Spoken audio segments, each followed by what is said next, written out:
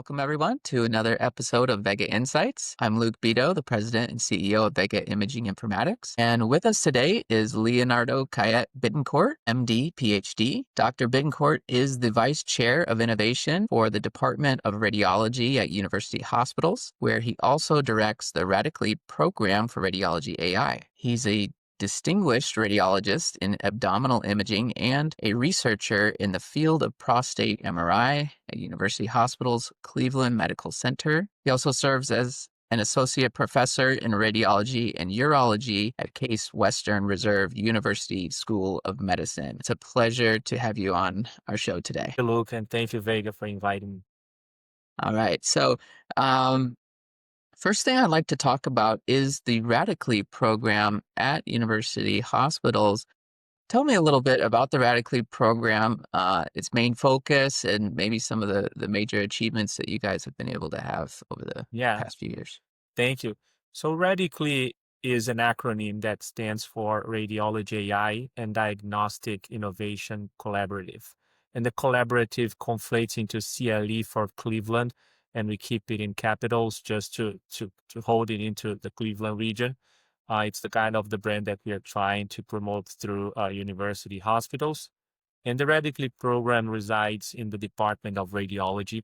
The goal of this program is to bridge our uh, assets and our skills. So our data, our teams, our clinical experts with the industry and with up and coming AI solutions to try and create studies and collaborations together.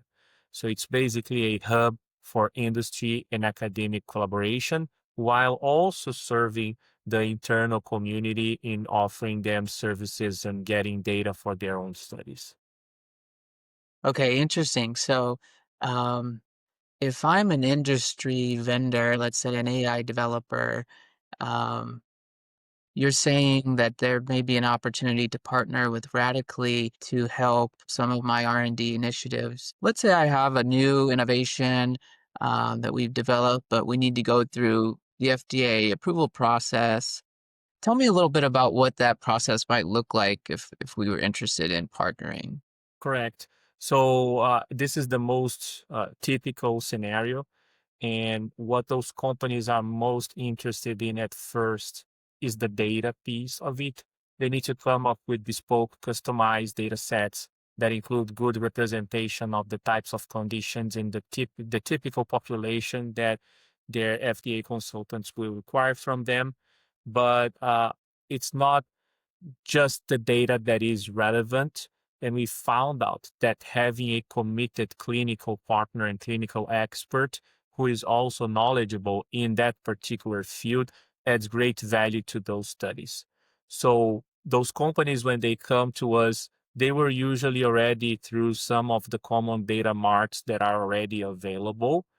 And they come with an idea that beyond the data, we also need an engaged clinical champion, and we also need to perform studies. We will need annotators, we will need readers, we will need a community, and also because we're most of those companies, all of them, are going to be in there for a long run. So they also want to look at the post-approval, post-clearance scenario, and they will want to look at clinical implementation strategies, user experience feedback, go-to-market approach. So we can partner with them along this whole journey through RadiCLE and with our connections inside university hospitals with the UH Research and Education Institute and the University Hospitals Ventures teams.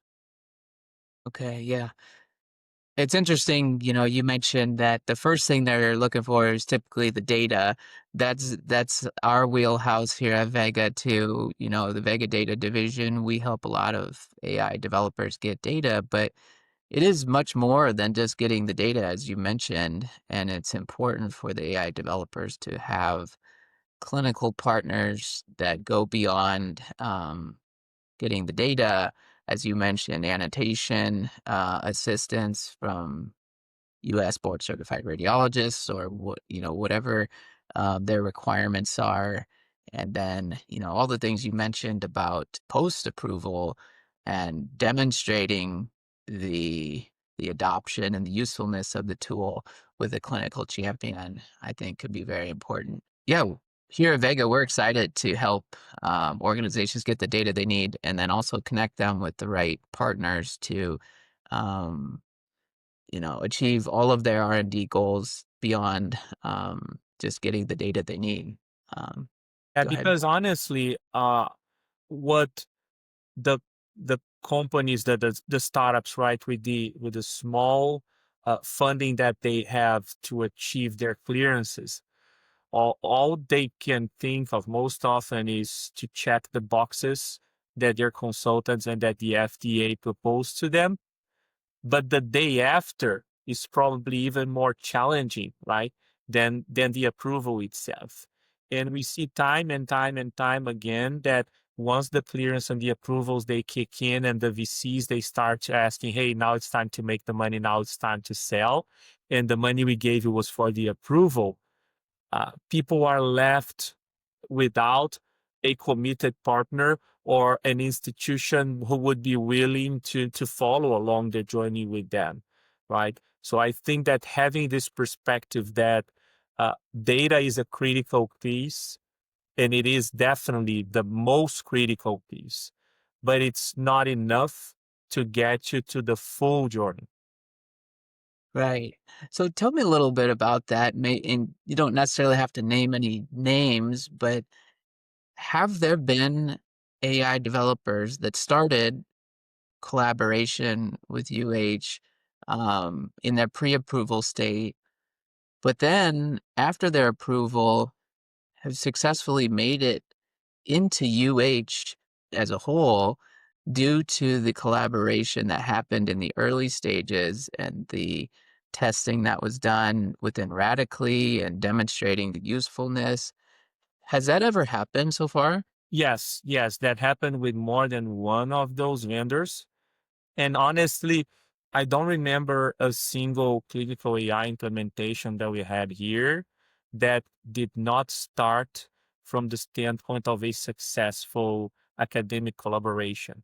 I think we were discussing in the pre-briefing that it's not the usual scenario that someone wakes up and say, hey, you know what, let's go shopping for AI. It's much more common on the opposite, that we have a committed clinical champion, someone who's engaged with a certain initiative, and they say, hey, we've been having some successes here. This would be worth examining, and maybe we can internalize that and start using that in clinical practice. And we've done that a couple of times. But also there are situations where we don't have much room for the clinical implementation of that particular tool, but our faculty, our colleagues, our clinical champions, they end up becoming consultants, clinical advisors for those companies, key opinion leaders and speakers on their boards. So that creates a sense of academic partnership that strengthens the case of the post approval of those solutions. That's great. And I think, university hospitals with their RadiCLE program, it can be a model for other organizations to go after, um, because I think at many other organizations, they shop around for AI, they see something that seems compelling, but without some sort of environment to test the solution and try it out in a pilot scenario or research scenario, it can be a risk to just flip it on and go live across your whole enterprise. And so, um, I agree with you. Yeah, and yeah, in full fairness, we did not create the concept, of course, that we mirrored on other uh, uh, notorious institutions that led and it still lead the field of AI. So we try to follow their steps and their examples. But we hear from the industry that this is one of the successful ways to go, to have inside a radiology department an instance that can view the specific field of data for AI collaboration as something to have focus on, and not dilute it and throw it on the same buckets as data for research, data for informatics, and so on. So to have a focused view and an eye for the AI collaborations. Yeah.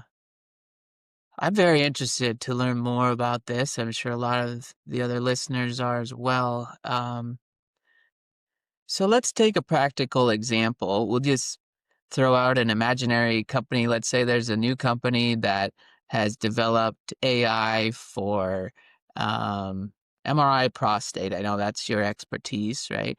And it does something special, calculates certain findings and helps the radiologist theoretically with what the AI is doing. So let's say it's a diagnostic tool of some kind and it has a value proposition that's compelling. Correct. So how would it work then? And let's say that this company, um, they're already FDA approved it, but they're looking for um, adoption now. They're trying to get their solution out there. And so how would it work if university hospitals sees enough potential value in it where they want to start it in the RadiCLE program for potential to roll it out across the enterprise? How would that actually work? Lots to unpack there, right? One of the reasons we got first connected with the first company that served as the pilot for the concept of RadiCLE was once I moved in here. It's 5 years ago. I came from Brazil, and when I changed my LinkedIn profile to my new position, it probably flagged some of the companies that who started cold emailing me there. And almost everybody got to me offering a 3-month trial, a 6-month trial, and they wanted that 15-minute call. And it's usually the sales team, right? And at that time was during COVID, so I was taking every possible call because this is what I could do with my time. And I was exploring possibilities, but understanding that we were not the target of a sale. So I think this is the very first thing that is important to contextualize. Radically is not a sandbox for companies to call UH and say, hey, do you want to try us? And if you like it, you're going to buy it, right? Radically is a hub to which companies interested in developing collaborations and research, even without research, but through collaborations that are not exclusively focused on pushing a sale, can come to collaborate with us. So if you bring up that particular example of a company has already their FDA clearance, and they are interested in exploring the go-to-market approach, we will explore it then through a consulting agreement. We will try to establish KPIs and measurable interactions that will help derive the insights that they need. But it doesn't mean that this is going to be like a backdoor to try and sell to the company, right? Eventually, successful interactions may lead to claims for adoption, but it is not implied in the collaboration. Gotcha. Okay. So let's start with the offerings that Radically has for AI developers um, Yeah, and that are sorry, not Luke, related just to to selling to UH, right? So you mentioned some things like um, developing KPIs and making you can help the AI developer make a business case for their product, right? and it Uh, happened. And just to complement, right? And let's elaborate further on your example. Let's say that this company either is FDA approved and wants to develop a new feature for FDA clearance, or they want to test something that will require data and research. Or if a company is not yet FDA cleared, then they just want to go through that journey, right? So basically, the bread and butter of what we do, right? That everything starts with the data, but what else can we add on top of it? So the common scenario is that the companies, they will come to us and they will say, hey, this is what we want to prove, this is what we want to achieve, this is the data that we need. And that's usually what they also do to the data marts. right? And so the first exercise we do is, if they're truly interested in a broader collaboration beyond data, we also examine their study protocols.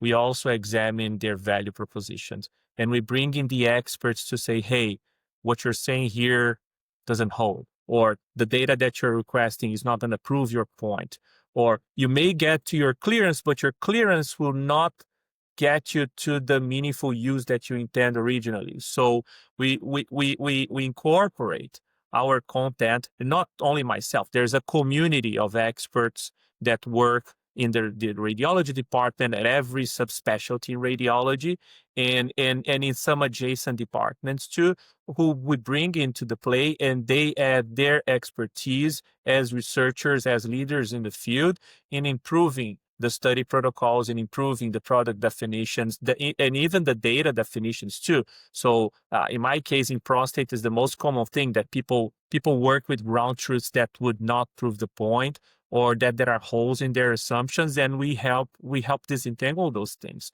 So this is, I think this is a really valuable step that some companies who are trying to iterate faster, they do not understand or appreciate that, because of course there will be crunched in funds, but the companies that ultimately succeed are the ones who do this kind of homework early on in the game.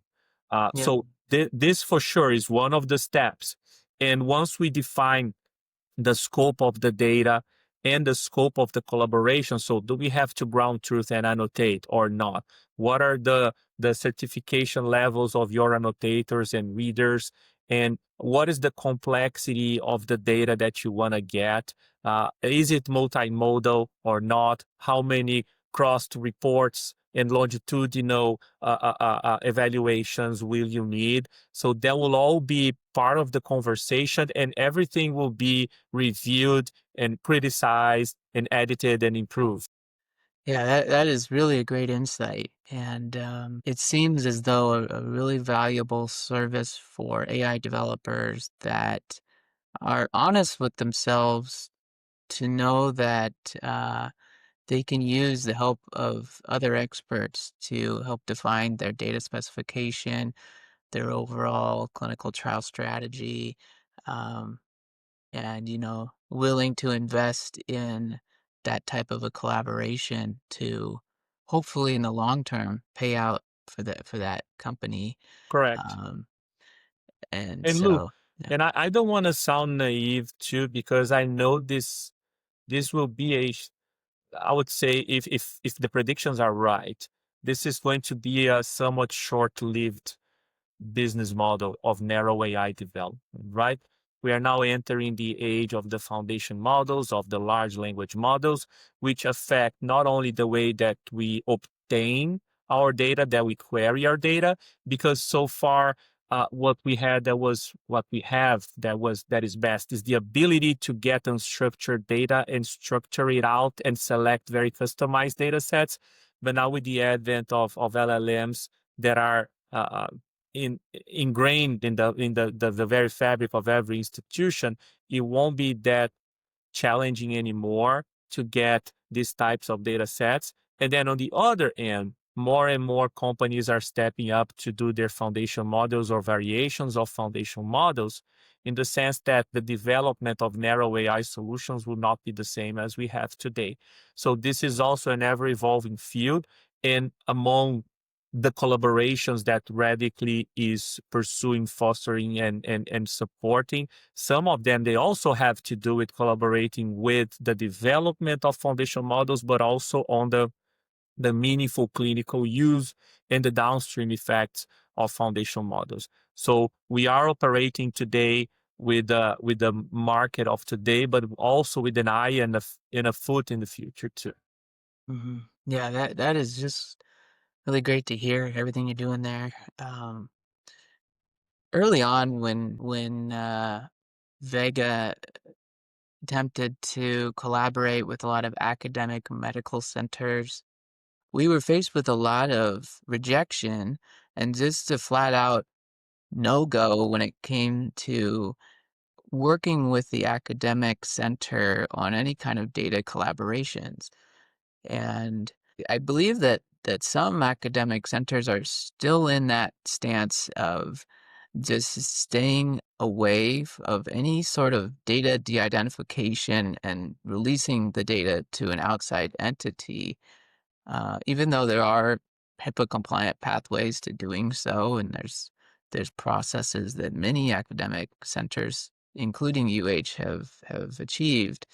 I think that's still the state for a lot of organizations like that. So, um, do you have any insights into that? Maybe that's how things were early on at UH as well, and they've evolved their I, processes internally. yeah, Curious. I think that the risk perception varies by institution, and also the way that each institution values their own data in saying, no, they should be offering more, giving us more, or our data is worth more than other people's data or not. This is also another thing that comes into play.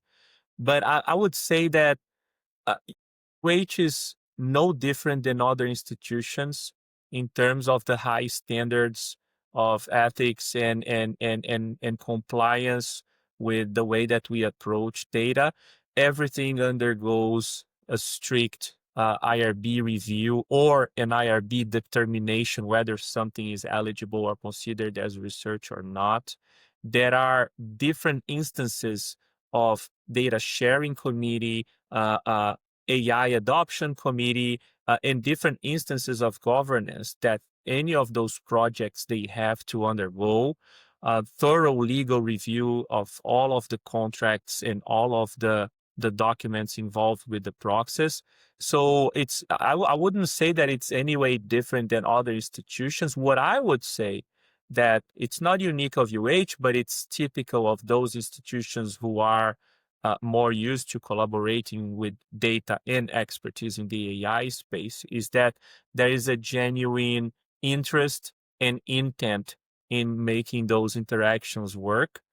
And as long as people are engaged in navigating those complex institutional processes that every institution has, well, there will be ways to do it that are safe, that are ethical, that are respectful of our patients and subjects. That's right. Yeah, and it's just so important that more organizations around the country get involved in sharing their data in a safe and ethical, compliant manner due to the underrepresentation of certain patient populations. There have been studies published, for instance, in pediatric imaging, just a mass under representation of certain patient populations. And so, even though we do have some academic centers, and Vega works with all types of um, practice types around the country. We need more participation. And I know the AI development community needs more participation. So, Right. anybody that's watching, it's something to really consider and have a strategy for the future on how you can participate and help your local patient population be represented in the models of the future. And it truly does have an impact on um, how their care, how it'll affect their care in the future when these models become more adopted in everyday practice. So, um, really appreciate the insights here from you, Dr. Bittencourt. Um, I would like to shift gears, though, and talk about the relatively new program from the ACR, um, and how University Hospitals has been recognized as an Arch AI site, um, which reflects its commitment to best practices in AI adoption. Tell me a little bit about the Arch AI program from the ACR. Correct. So the ArchAI stands for ACI Recognized Center for Healthcare AI, and it's an effort led by the American College of Radiology to bring together institutions and experts and players interested in the adoption, in the optimal adoption of clinical AI, and at first identify those users and institutions by certain self-reported standards. So that's how you apply and you join. And as you said, it is a rather new initiative, but it's been around for a year or so and been very successful and engaging so far. And we were fortunate and honored to be among the first 10 to 12 sites to join it. But I would say that it's on the tens, the numbers of institutions who have joined so far. And it is not yet an accreditation or a certification body, but certainly has the hopes of generating information and community engagement to inform future documents that will lead to standards and practices that will get us to some degree of accreditation. So far, it operates in the form of regular meetings with the bigger meeting, including what they call the learning community, where every member joins and there's a lively discussion there, and people share some structured conversations. And there's what they call a steering committee with some people who offer themselves to serve in the steering committee. And UH has a seat in that steering committee too, and it's driving forward some of the outputs of this committee. Currently, we are working on, by we I mean the RHAI, of course, right? They are leading the drafting of something that will hopefully become a white paper or opinion paper or community paper in that describes and collects the common points related to all aspects of clinical AI adoptions. Anything from how to select, then strategies for technical implementation, monitoring, ethical aspects, business models, and so on. Heaven knows we need more guidance in how to properly uh, implement AI and monitor it and support it. And so commend everything that you're doing and UH is doing um, to contribute to the ArchAI initiative. We have to start somewhere. It seems like right now this is the first step, as you mentioned, sort of self-reporting certain standards so that you can be recognized for this. But when you look at other full-blown accreditation programs from the ACR, such as MRI accreditation, breast or CT, those are not self-reporting programs, right? Actually, they're pretty strict auditing that goes on to become accredited in those programs, if I'm not mistaken. So I Right. believe you have some expertise in MRI accreditation. Um, and so tell me a little bit about the gap there. So where ArchAI is now compared to maybe in the future, if it becomes an accreditation program, what would we expect to be different? I think that all of those accreditation programs, they started in a similar way where people first had to understand what constitutes best practices, what constitute bad practices, how can you monitor, how can you audit and and certify, right? That some of those practices are in place. I think that the clinical AI field is so young and so fast-paced and ever-changing that we haven't been able as a community to huddle around and align around practices that should be followed across the board. So as you mentioned, if you want to be accredited or certified on MRI, there's usually some safety guidelines that you will need to follow, right? Safety always comes first in everything. Certification of the professionals and standards, SOPs that have to be in place, standardization of everything along the way.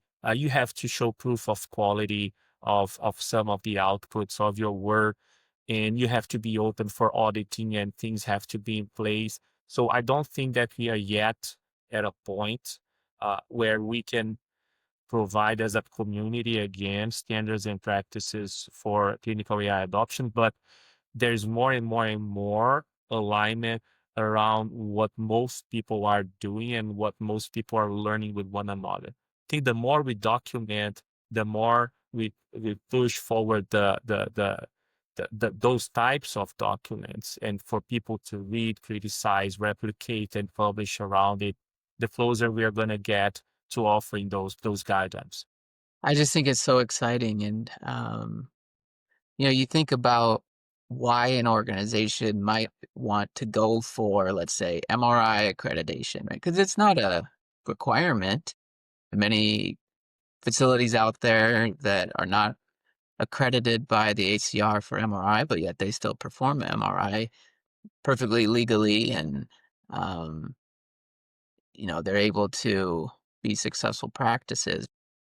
When you think about, well, why would they want to go for accreditation? You mentioned some keywords to me: demonstrating safety, uh, and demonstrating competence from the professionals that are involved in that program. Like MRI, for instance, you're demonstrating you have certified MRI techs involved, and you've got radiologists that are specialized in that. These types of things can make insurance payers, I'm sure, feel much more comfortable working with that organization. And I'm not an expert in insurance payer contracting, and I don't think that's your expertise either. But No, it just seems like, common sense that as an organization, if you can demonstrate that to an insurance payer, there ought to be, some leverage that you have there. And for good reason. The insurance payer would expect, better quality service, less issues, and liabilities there. So um, it translates so well to AI, because the big concern with AI is, well, who's going to be liable for a mistake, and how do we know that the AI is being implemented safely? What if the AI isn't implemented correctly? What if it's not monitored and there's a trail off in the performance? Or um, what if you don't have the right professionals implementing it, and they're sending studies that shouldn't even be inferenced by certain algorithms to that algorithm, and you're getting back, results that are not applicable. There could be all sorts of problems.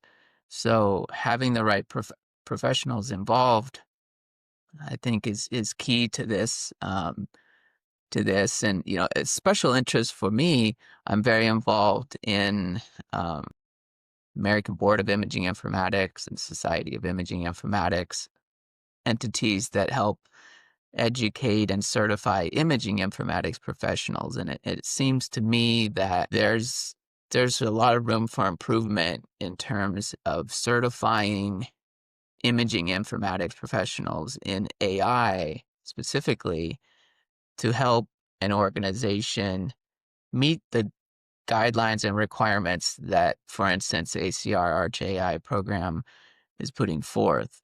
And so there's numerous areas where there's a lot of work to be done. So I just encourage everyone listening to get involved with that program, and let's help advance the field of AI, both from a practice standpoint and a professional standpoint. A lot of work to do here. agree. So, um, all right. Well, any closing thoughts from you, Dr. Pittencourt, on everything you're working on? Would you like to close us out? No, I do appreciate the chance to come here and speak to your community, to your listeners. We always have also personal conversations too outside of this forum, which I greatly appreciate. And I also am grateful for the chance to present on the RadiCLE program and invite any companies interested in learning more to reach out. Okay, well, with that, I think we'll close out, but I just want to encourage everyone to get involved with the things that we talked about today.